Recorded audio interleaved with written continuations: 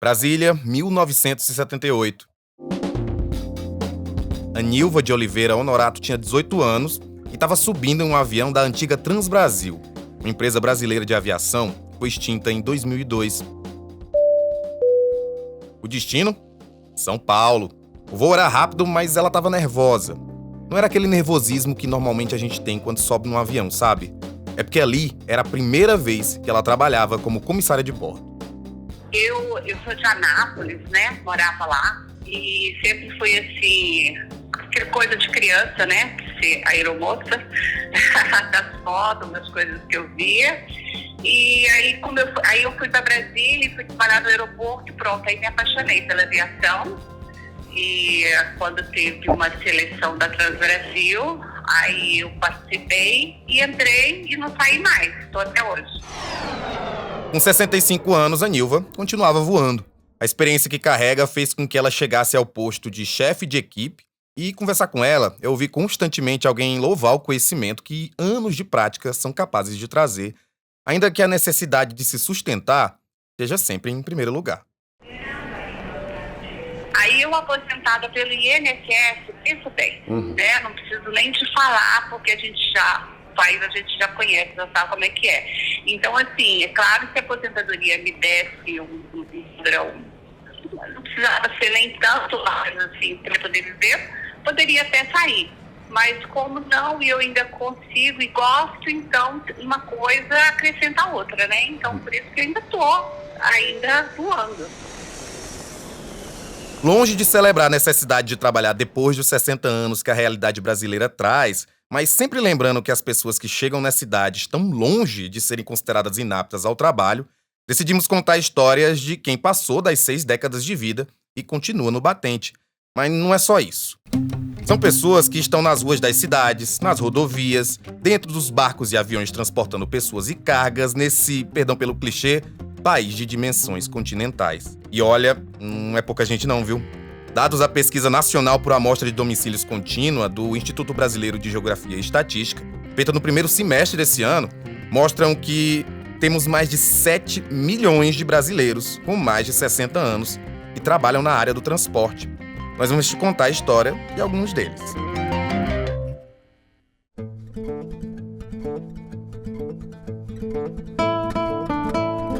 Vamos voltar na Anilva? Como ela mesmo disse, depois desse primeiro voo, a paixão pelos céus já estava garantida e foi só crescendo. Ela, claro, lembra de toda aquela elegância que envolvia viajar de avião antigamente. Era um glamour, né? Era mais, assim, aquele glamour. E na Transbrasil depois eu comecei a fazer os internacionais, aí tinha o 767 da Transbrasil, que tinha primeira classe, business e a econômica. Então era um serviço diferenciado. Naquela época a gente ainda colocava toalhas na mesa, tinha cardápio, tinha pratos, as pessoas poderiam escolher, né, o tipo de comida, vinha tudo em louças, taças, né, a bebida importada. Era uma época bem diferente e eu amava trabalhar com aquele tipo de serviço. Os tempos mudaram e a Anilva agradece que isso tenha acontecido. Ainda que esse glamour todo siga existindo em quem tem grana para viajar de primeira classe, o certo é que a aviação se democratizou e ela acredita que isso fez com que ela mudasse a forma de trabalhar para melhor. Porque eram poucas pessoas que podiam viajar na época, né? Não era como hoje em dia que todo mundo usa naturalmente, né? E agora a gente tem um público todo diferente, né, do que eu estava acostumada a trabalhar. Mas a gente se adapta a tudo, né? E aliás, eu até gosto, pra ser sincera. Eu acho muito bom dar essa oportunidade para que todo mundo pode viajar mesmo, de verdade. Democratização que a gente também pode ver entre os mais velhos que seguem trabalhando. Algo que chamou a atenção durante a produção dessa reportagem foi perceber como eles se sentem felizes de poderem continuar trabalhando. Há um orgulho em manter-se útil, mesmo que eles entendam que essa é uma fase da vida que merece mais descanso. Olha, o gratificante, porque eu gosto de ser motorista, né? E eu lido com o público desde uma idade lá atrás, né? Eu sempre trabalhei com o público. É difícil trabalhar com o público? Sim, né? Mas tem que relevar também várias coisas. E o gratificante é que você, trabalhando pelo aplicativo, você é seu patrão, você não tem aquelas pessoas que te cobram, né, diariamente. Então você cumpre a sua carga horária, você faz as coisas certinho, que é o mais gratificante que tem. E quando tá bom, tem um movimento até razoável, você consegue chegar no patamar que você merece. Quem falou aí foi o seu Gilberto Alves. Ele tem 62 anos e é motorista de aplicativo. E eu sei, você deve estar se perguntando, mas só vejo motorista reclamando de trabalhar para aplicativo. Mas o caso de Gilberto reforça esse sentimento de sentir-se capaz, principalmente em casos como o dele, que foi demitido há 3 anos de uma empresa de transporte público. Hoje ele roda pela maior cidade do país, São Paulo, e com anos de experiência dirigindo ônibus de passageiros, consegue rodar por aquele labirinto de ruas tranquilamente. Olha, no começo, pela tecnologia, deu para atrapalhar um pouquinho, porque quase eu não trabalhava com a tecnologia, né? Mexer com Waze, mas assim, conhecer um pouquinho de São Paulo, a gente sempre conhece. Então, com um mês, aí o meu filho foi falando, rapaz, é desse jeito, foi prático, né? Então, quer dizer, pega as coisas fácil. Mas não dá pra ficar apenas na celebração, né? Para a advogada Ana Gabriela Burlamark, especialista em prevenção e administração de riscos trabalhistas, a precarização das relações trabalhistas fez com que muitos da geração atual, que tem mais de 60 anos no Brasil, não tenha tido condições de se organizar para o futuro. E aí, numa visão muito prática, precisa de dinheiro para continuar se mantendo. Enfim, e além disso, a gente tem uma régua muito baixa para determinação de idoso, que eu acho que 60 anos hoje deveria ser revisto. Essa régua deveria ser aumentada, pelo menos em 5 anos, para que essas pessoas no mercado de trabalho não sejam caracterizadas como idosos. Inclusive, a advogada acredita que uma mudança no padrão que define quem é idoso pode ajudar a diminuir o preconceito com aqueles que querem ou precisam trabalhar. Ressalvadas situações específicas de categorias específicas com legislação própria, que a gente, enfim, não tem como avaliar de forma geral, o que a gente tem é uma proibição de discriminação do idoso, por várias vias e especialmente por força do Estatuto do Idoso. Então não existe uma limitação em lei para que uma pessoa seja empregado ou preste serviços ou, enfim, exerça atividade remunerada acima de 60 anos. Aqui é importante falar em lei. Primeiro, sobre o Estatuto da Pessoa Idosa. Vou ler aqui o artigo 1º, abre aspas. É instituído o Estatuto da Pessoa Idosa, destinado a regular os direitos assegurados às pessoas com idade igual ou superior a 60 anos. Fecha aspas. Ou seja, para o Estado, a partir dos 60 anos, somos considerados idosos. Mas aí algo aconteceu em 2019. A emenda constitucional número 103. Você sabe o que eu tô falando, né? Da famigerada reforma da Previdência. Essa emenda estipulou, especificamente no caso dos homens, que o benefício da aposentadoria por idade é devido ao trabalhador urbano com idade mínima de 65 anos. Ou seja, a partir dali, tirando casos específicos de profissões com alto grau de insalubridade, ser idoso e continuar trabalhando para se aposentar é praticamente a realidade. Houve muita mudança nessa parte de aposentadoria, para encaixar melhor aí, para manter aí a Previdência funcionando, porque a Previdência estava precisando de um refresco, e foi isso que essa com essa reforma da aposentadoria fez. Então, para o homem, agora respondendo de forma mais objetiva, para o homem, a aposentadoria 65 anos, só que ele tem que ter no mínimo 15 anos de contribuição, isso sem ser especial. Para a mulher, 60 anos, e ela tem que ter também, no mínimo, 15 anos também de contribuição. Mas nos dois casos, é preciso aí ter 160 meses de carência. Quem explicou isso pra gente foi o advogado Mozart Carvalho, que é especialista em direito trabalhista. Aliás, já que estamos falando de lei, é bom lembrar aqui da Constituição Federal. No seu artigo 7º, inciso 30, ela proíbe a diferença de salários, de exercício de funções e de critério de admissão por motivo de sexo, idade, cor ou estado civil. Ou seja, está na lei que, independentemente da idade, todos os trabalhadores têm os mesmos direitos. E as políticas públicas direcionadas a garantir essa igualdade têm de ser pensadas em escala mundial. A partir de 2002, com o Marco Político do Envelhecimento Ativo, que é uma recomendação da Organização das Nações Unidas, toda a proteção da pessoa idosa é consolidada com base em 4 pilares: saúde, segurança, participação e aprendizagem ao longo da vida. E a participação, que orienta a produção de políticas públicas, ela tem a ver com a capacidade de continuar trabalhando, mesmo que a pessoa tenha 60 anos ou mais. Então, justamente por isso, e por todos os tratados que o Brasil já assinou na área de direitos humanos, e também contemplando as prioridades que a Constituição trouxe contra qualquer tipo de discriminação, o Estatuto traz, em alguns artigos, uma série de recomendações de proteção e de inclusão da pessoa idosa no mercado de trabalho. Quem está explicando isso pra gente é a juíza Monize Marques, uma das coordenadoras da Central Judicial do Idoso e coautora da Cartilha Quem Nunca, reflexões sobre o preconceito em razão da idade. Só que, quando falamos especificamente dos setores de mobilidade, há outros fatores que precisam ser levados em consideração.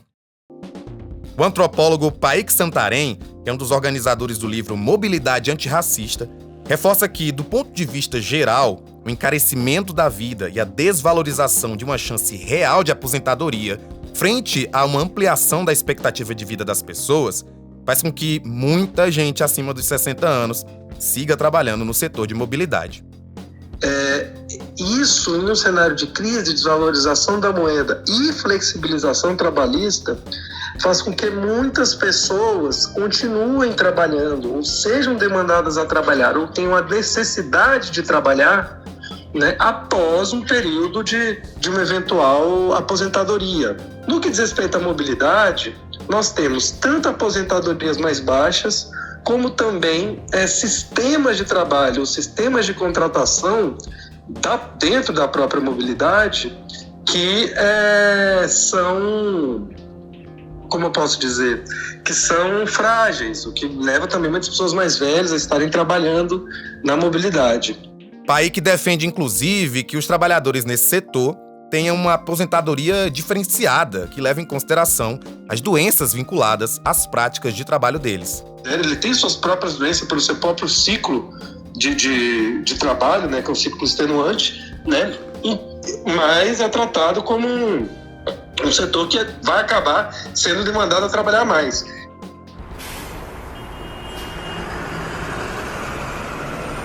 Apesar da gente estar falando do setor como um todo, Paik tem uma preocupação mais específica com os motoristas de ônibus, aqueles que estão nas grandes cidades, levando a gente de um lado para o outro, todo dia, e aguentando um dos setores que muita gente considera precário em todo o Brasil.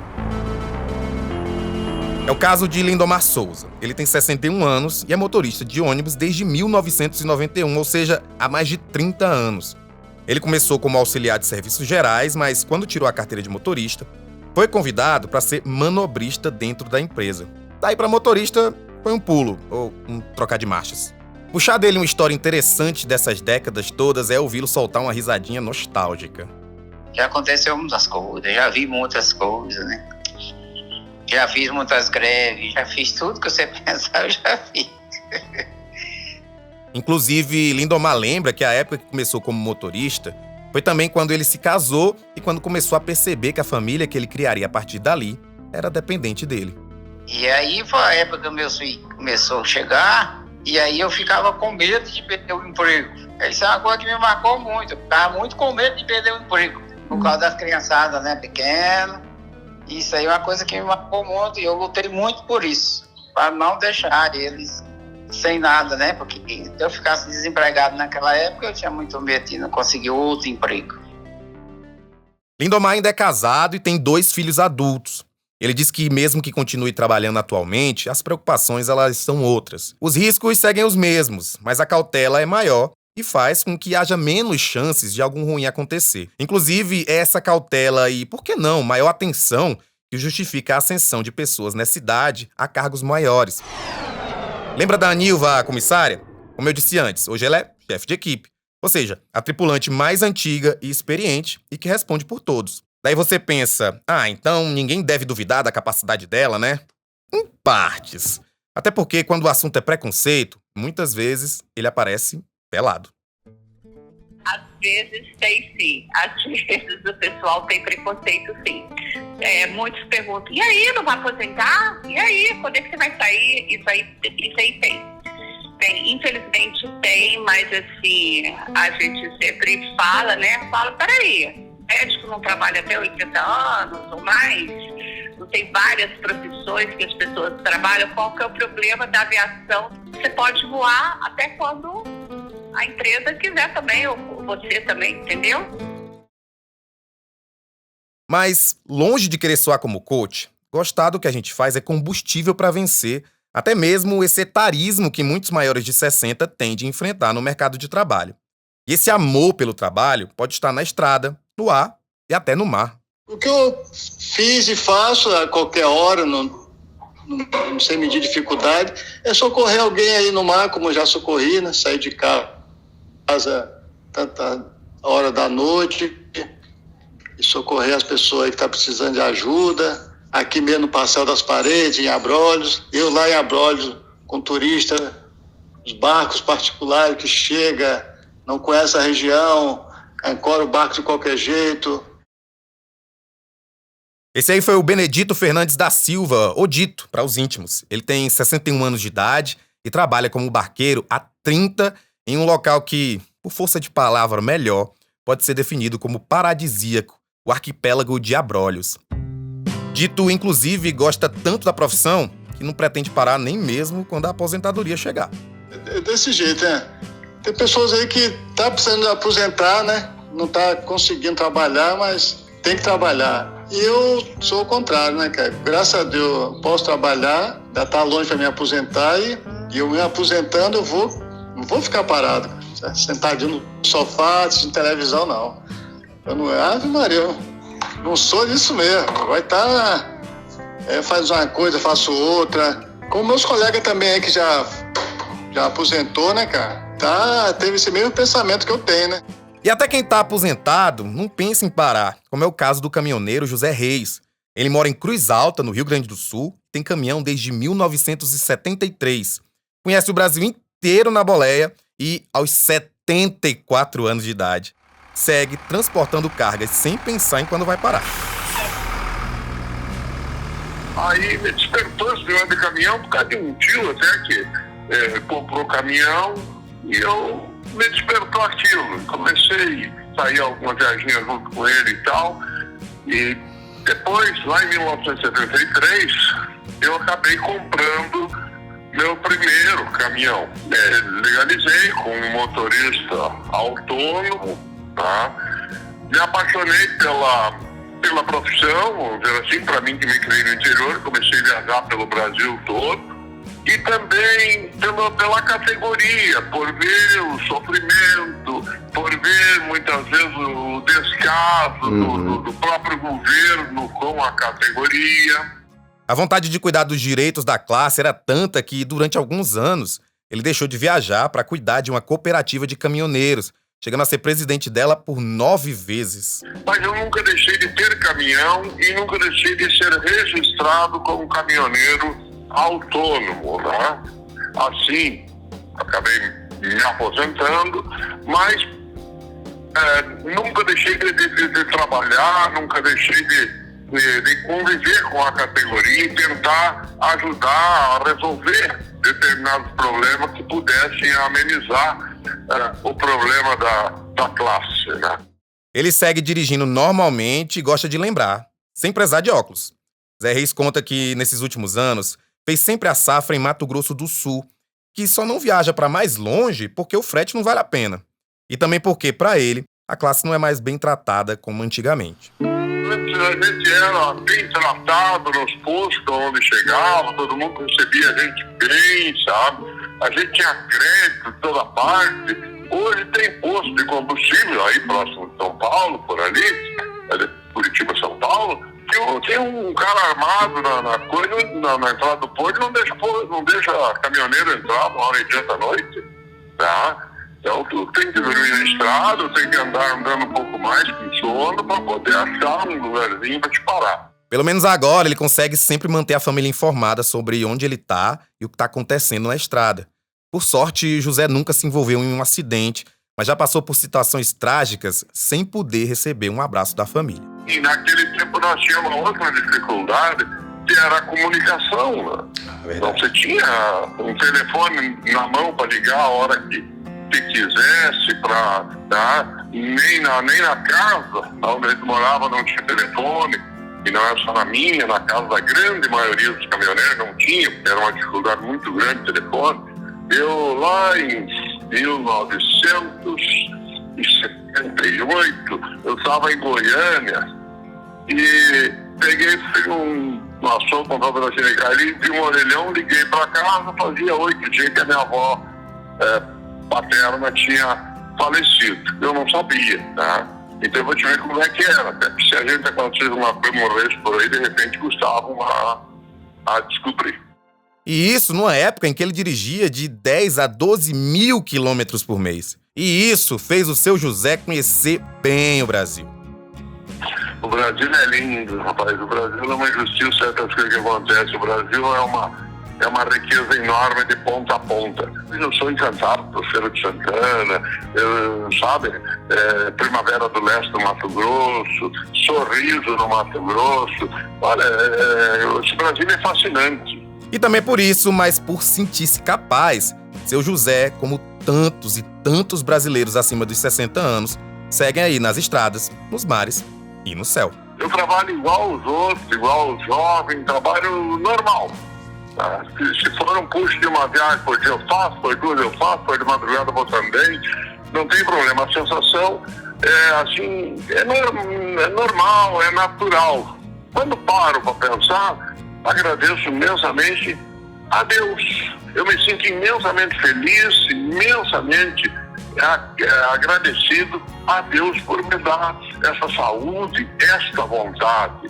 E o que leva a gente para frente, assim, fazer a gente trabalhar, é a força de vontade, é o querer. Eu vou trabalhar e trabalho.